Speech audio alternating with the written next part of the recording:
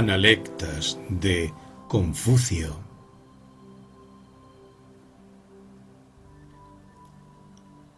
Introducción. El verdadero nombre de Confucio es Kun Tze, llamado también Kun Fu Tze, término este que puede traducirse por el maestro Kung. La latinización de Kun Fu Tze originó la palabra Confucius, que se ha convertido en Confucio. Nació Confucio en el año 550 y murió el año 478 a.C. Un reformador de las costumbres, tanto públicas como privadas, y a diferencia de otros reformadores, nunca se atribuyó carácter divino. Confucio fue en realidad un estadista que se propuso reformar las costumbres públicas a base de reformar las costumbres privadas. A diferencia de los políticos de todos los tiempos, no quiso engañar al pueblo prometiéndole una era de prosperidad con la instauración de un nuevo programa de gobierno, sino que reducía todo programa de bienestar colectivo a un previo mejoramiento individual. De ahí que Confucio haya aparecido como un reformador religioso y como un moralista, cuando en realidad es, ante todo, el expositor de un programa político. La China del tiempo de Confucio estaba al borde de la ruina. Era una sexta parte de lo que es actualmente, y parece que no tenía más allá de 15 millones de habitantes. China era un país feudal, dividido en varios estados, al frente de cada uno de los cuales había un señor perteneciente a la nobleza, el cual recibía la investidura del rey, estando obligado a pagarle determinados tributos y a ayudarle con su ejército en caso necesario. Pero esos señores feudales habían adquirido tal poderío que se habían emancipado de la tutela de la corona, estando de hecho dividida China en tantos estados independientes cuantos señores feudales había. El rey era menos poderoso que muchos de esos señores vasallos suyos, y no era sino un señor más. Antes de que China llegara a este periodo de anarquía, se había dado un periodo de formidable desarrollo intelectual, pero la referida anarquía feudal, que duró 5 siglos, había arruinado a la nación y la había sumido en la mayor incultura. La China del tiempo de Confucio atravesaba el periodo que atravesó Europa durante la Edad Media, pero la diferencia de que faltaba en China el fortísimo ideal religioso que alentó en Europa durante toda la Edad Media y que fue la principal fuerza que la sostuvo. Sin moralidad, sin cultura y sin ideales, China se hundía cada vez más en una terrible decadencia. Confucio se sintió patriota y emprendió la labor de salvar a su patria. Nació Confucio en el estado de Lu, que forma parte de lo que hoy es la provincia de Shantung. Su padre, Xu Liangheil, era comandante del distrito de Shou. Era de una antigua estirpe real, venida menos, y murió cuando Confucio tenía 3 años. Confucio, huérfano, vivió en un ambiente de estrechez, rozando con la miseria, y se vio obligado a trabajar como artesano. Se casó a los 19 años y tuvo un hijo y 2 hijas, siguiendo en esa vida oscura de trabajo hasta los 22 años, en cuya época empezó a rodearse de algunos discípulos a quienes predicaba la recta conducta. 2 años después murió su madre, y una vez hubo cumplido los 30, empezó públicamente su predicación. Se cuenta que en esta primera época de su vida pública visitó al famoso filósofo Lao Tse, quien formó muy pobre concepto de la capacidad de Confucio. Comenzó sus andanzas por el estado de Tzi. El marqués de Tzi no supo cómo acogerlo, pues si bien iba ya precedido de un cierto prestigio de hombre de mérito, no era un hombre distinguido por su posición social. Era algo más que un charlatán, pero no llegaba a ser hombre respetable. Le señaló una pensión, pero se negó en redondo tomarle como consejero en los asuntos públicos. Desalentado Confucio ante ese primer fracaso, renunció a la pensión y se retiró a proseguir privadamente sus estudios. Después de varias vicisitudes, consiguió a los 52 años ingresar a la vida política y fue nombrado alcalde de la ciudad de Chungtung, en cuya gestión obtuvo resonante éxito, hasta el punto de que fue nombrado después ministro de policía. En este nuevo cargo obtuvo éxitos todavía más resonantes que en el desempeño del cargo anterior, pues acabó con los crímenes, se hizo dueño de la situación, afianzó la autoridad del marqués de Lu y moralizó la administración en todos sus ramos.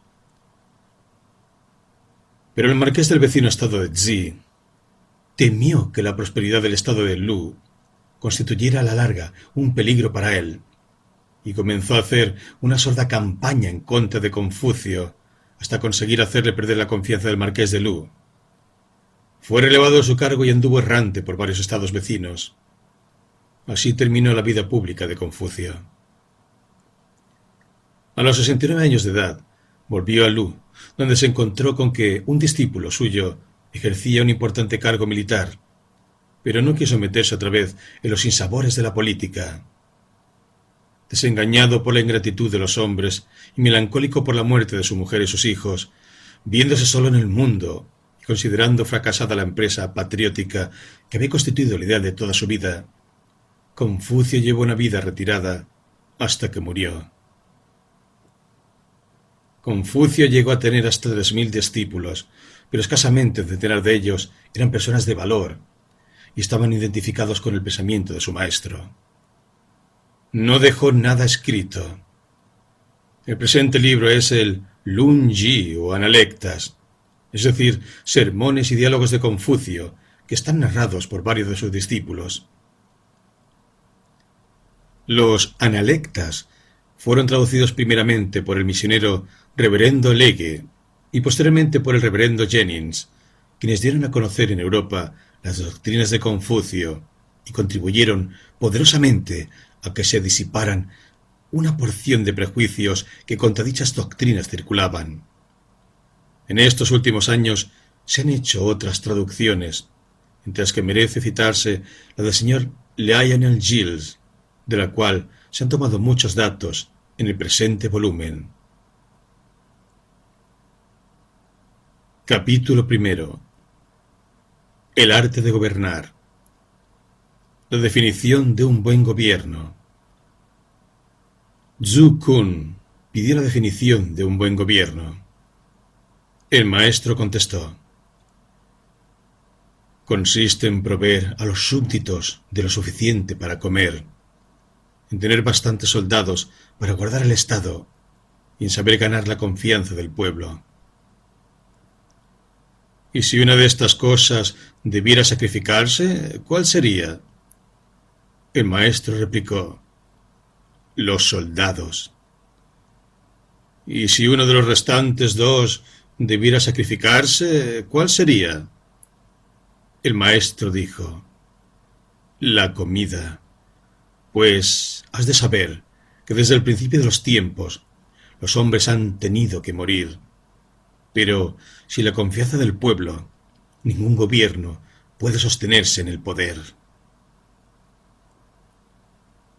Qin, duque del estado de Xi, preguntó a Confucio el secreto del arte de gobernar. Confucio respondió: que el soberano cumpla su deber como soberano, el súbdito como súbdito, el padre como padre y el hijo como hijo. Buena es la respuesta, replicó el duque, porque a no ser que soberano, súbdito, padre e hijo cumplan sus respectivos deberes, por mucho grano que haya en la tierra, no podrán cosechar ni uno solo. Chi Kan-su pidió a Confucio consejo sobre el asunto del gobierno. Confucio replicó: gobernar es tener rectitud. Si conduces al pueblo rectamente, ¿cuál de tus súbditos osará salirse de la línea? Resortes de gobierno. El duque Ahí preguntó una vez: ¿qué haré para contentar a mi pueblo? Confucio respondió: encumbra a los buenos y despide a los malos. Así tu pueblo estará contento y tranquilo. Si encumbras a los malos y despides a los buenos, el pueblo estará descontento. Chi Kan-su preguntó cómo enseñaría a su pueblo a ser respetuoso y leal y a dejarse guiar por el sendero de la virtud. El maestro contestó: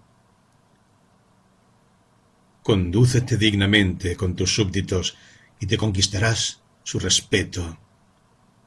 Sé un buen hijo y un excelente príncipe, y tus súbditos serán leales.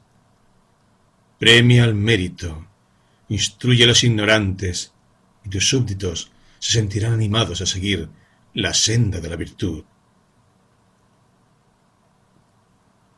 Las 9 cualidades. Zhu Chan preguntó a Confucio diciendo: ¿qué es lo más esencial de un gobierno? El maestro respondió: estima las 5 cosas más excelentes y suprime las 4 más abominables. Entonces serás apto para gobernar. Zhu Chan preguntó: ¿cuáles son las 5 cosas más excelentes? El maestro respondió: el gobernante sabio y bueno es benévolo, sin malgastar el tesoro. Lanza impuestos sobre el pueblo, sin provocar quejas. Tiene deseos, sin ser ambicioso. Es sereno, sin ser orgulloso. Inspira temor, sin ser feroz. ¿Qué quiere decir esto? ¿Es benévolo malgastar el tesoro?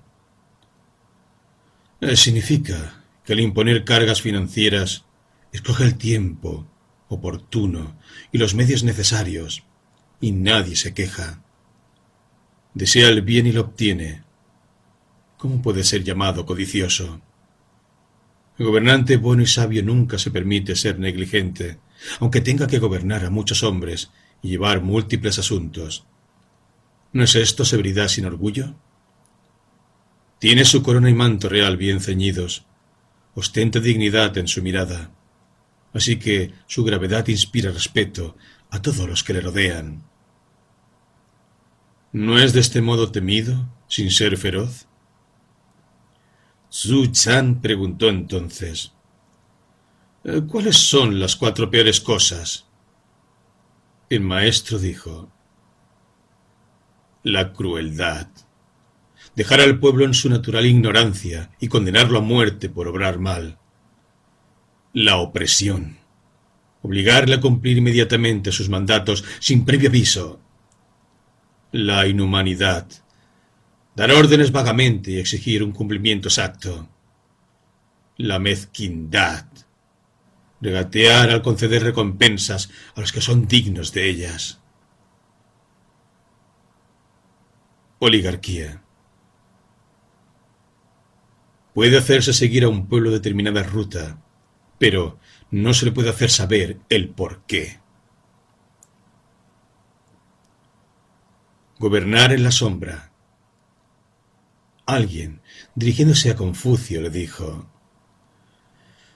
¿por qué, señor, no tomáis parte en el gobierno? El maestro respondió: ¿qué dice el libro de la historia acerca de la piedad filial? Dice lo siguiente: cumple tu deber como hijo y hermano, y estas cualidades se dejarán sentir en el gobierno. Entonces, esto equivale a tomar parte en el gobierno. El desempeñar un cargo público no debe considerarse esencial, pues, para tomar parte en el gobierno. Virtudes del gobernante. El maestro dijo: el que gobierna un país de 1000 carruajes Debe prestar suma atención a los asuntos que le están encomendados. Debe poseer honradez, economía y caridad, y no debe abusar del pueblo. El legislador justo es como la estrella polar, que permanece inmóvil mientras todas las demás le rinden homenaje. Un pueblo gobernado despóticamente y en el que se mantiene el orden por medio de castigos puede evitar la infracción de la ley, pero perderá su sentido moral. Un pueblo gobernado por la virtud y mantenido en orden por la ley interior del propio dominio conservará su sentido moral y progresará en el bien. Consulta sobre el gobierno. Shi Kan-su, viéndose acosado por ladrones, pidió a Confucio consejo. Confucio contestó diciendo: Señor, si podéis libraros de vuestra propia avidez, no habrá más robos, aunque ofrezcan recompensa por robar. Shi Kan-su consultó a Confucio sobre un asunto de gobierno diciendo: ¿No debiera yo matar a los que faltan a la ley para afirmar el orden? ¿Qué opinas? Confucio replicó: Señor, ¿qué necesidad hay de establecer la pena de muerte en un sistema de gobierno? Si mostráis sincero deseo de ser bueno, vuestro pueblo será también bueno. La virtud del príncipe es como el viento, la del pueblo como la hierba. La naturaleza de la hierba la hace inclinarse cuando el viento sopla. Zhu Lu pidió una indicación sobre el arte de gobernar. El maestro contestó: Dirige bien y da ejemplo de un trabajo diligente. Preguntado más explícitamente, añadió: Sé paciente y sin descanso. Chun Kun, siendo primer ministro en la tribu de Shi, le pidió consejo para gobernar. El maestro le dijo: Considera tu obligación emplear a tus subordinados, no tengas en cuenta sus pequeñas faltas, eleva a los que sean capaces y dignos. Pero, ¿cómo voy a saber los que son dignos? Dijo Chun Kun. Eleva a los que conoces, fue la respuesta. En cuanto a los que no conoces, añadió, pronto serán sus reclamaciones traídas ante ti por otros. La virtud de los políticos. Zhu Zhan habló diciendo: El primer ministro Zhu Wen desempeñó este cargo 3 veces, pero no mostró gozo.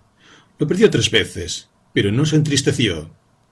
Cuando cesó de ser primer ministro, explicó cuidadosamente la situación política a su sucesor. ¿Qué pensáis de él? El maestro dijo: fue leal y concienzudo. ¿No tenía el más alto grado de la virtud moral? Insistió Zhu Zhan. Esto no lo sé. ¿Cómo puede uno juzgar de su virtud moral? Zhu Zhan continuó. Cuando Zui Zhu mató al príncipe de Shi, Shen, Wenzhou, aunque en posesión de 10 parejas de caballos de guerra, olvidó su riqueza y volvió a la montaña. Habiendo llegado a otro estado, dijo: aquí son tan malos como nuestro primer ministro Zui Zhu, y se marchó. Y repitió lo mismo cada vez que llegó a otro nuevo estado. ¿Cuál es vuestra opinión respecto de él? El maestro dijo: era puro e incorruptible. ¿No tenía el más alto grado de virtud? No lo puedo asegurar. ¿Cómo se puede juzgar esto? Reformas. Zhu Lu dijo: el príncipe de Wei os espera, señor, para tomar las riendas del gobierno. ¿Cuál será la primera reforma que introduciréis? El maestro respondió: empezaré definiendo los términos y empleándolos exactamente. Ciertamente, exclamó Zhu Lu, pero ¿cómo podéis gobernar bien de una manera tan casuística? El maestro respondió: qué poco discernimiento tienes, Yu. El sabio siempre reserva su juicio en asuntos que no comprende. Si los términos no se definen con precisión, las palabras no armonizarán con las cosas. Si las palabras no armonizan con las cosas, los asuntos públicos quedan abandonados. El orden y la armonía no florecen. La ley y la justicia no realizan sus fines, y el pueblo no puede progresar ni desenvolverse. Por tanto, el sabio hace definiciones para regular sus palabras y pronuncia palabras para regular sus acciones. Cuestiones políticas. Fan Chi quiso que le enseñara el arte de cultivar la tierra. El maestro dijo: cualquier labrador te puede enseñar eso mejor que yo. Al marcharse Fan Chi, el maestro dijo: ¿qué mente más estrecha tiene Fan Zhu? Si el gobernante tiene modestia y dominio de sí mismo, no será su pueblo irreverente. Si el gobernante ama la justicia y el deber, su pueblo no os hará faltar a la ley. Si el gobernante ama la sinceridad y buena fe, el pueblo no será tardío en corresponder. Teniendo tales cualidades, el pueblo correrá hacia él de todas partes con sus niños atados a la espalda. ¿Para qué necesita el arte de cultivar la tierra? El maestro dijo: si el gobernante es recto, sus súbditos cumplirán con su deber sin obligarles. Si no lo es, no obedecerán aunque se lo manden. Cuando el maestro fue a Wei, Yan Yu le llevó en su carruaje. El maestro le dijo: ¡qué población tan numerosa! Yan Yu replicó: ahora que el pueblo es tan numeroso, ¿qué haremos? Enriquecerlos, dijo Confucio. ¿Y después de haberles enriquecido, qué? Enseñarles, fue la respuesta. El maestro dijo: si un país tuviera buenos gobernantes durante 100 años, el crimen desaparecería y la pena de muerte sería abolida. Si un gobierno digno apareciera al fin de una generación, la bondad natural habría prevalecido. Y añadió: si un hombre puede gobernar su propio corazón, ¿qué le impide tomar parte en el gobierno? Pero si no puede reformar su propio corazón, ¿cómo ha de reformar a otros? Zhu Lu quiso saber cuál debía ser su conducta para con un príncipe. El maestro le dijo: no uséis de engaños, pero si le resistís, resistidle abiertamente. El maestro dijo: si el gobernante sigue el principio del propio dominio, el pueblo será dócil a sus órdenes. Shun era uno que no hacía nada, pero gobernaba bien.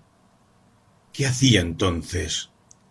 Observaba religiosamente, sentado en el trono, y he ahí todo. Sirviendo a tu príncipe, que sea su servicio su principal cuidado, y pon la cuestión de la paga en segundo lugar. Zhu Kun preguntó diciendo: ¿qué puede decirse de un hombre que es amado de sus conciudadanos? El maestro respondió: esto no es bastante para formar juicio. ¿Qué entonces del que es odiado de sus conciudadanos? Insistió Zhu Kun. El maestro respondió: tampoco esto es bastante. Otra cosa sería si, entre sus conciudadanos, los buenos le amaran y le odiaran los malos. El maestro dijo: un hombre bueno necesita preparar a su pueblo durante 7 años, antes que esté en condiciones de ir a la guerra. Llevar a la batalla un ejército sin preparar equivale a llevarlo a la muerte. En un país bien gobernado, habla descuidadamente y obra con valor.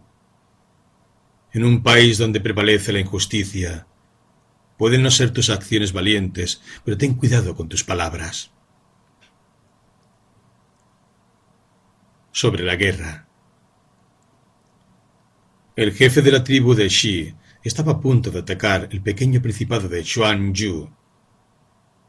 Yan Yu y Qi Lu vinieron a ver a Confucio y dijeron: «Nuestro señor va a luchar con Xuanyu». Confucio dijo: «¿No tienes tú la culpa de esto, Qiu?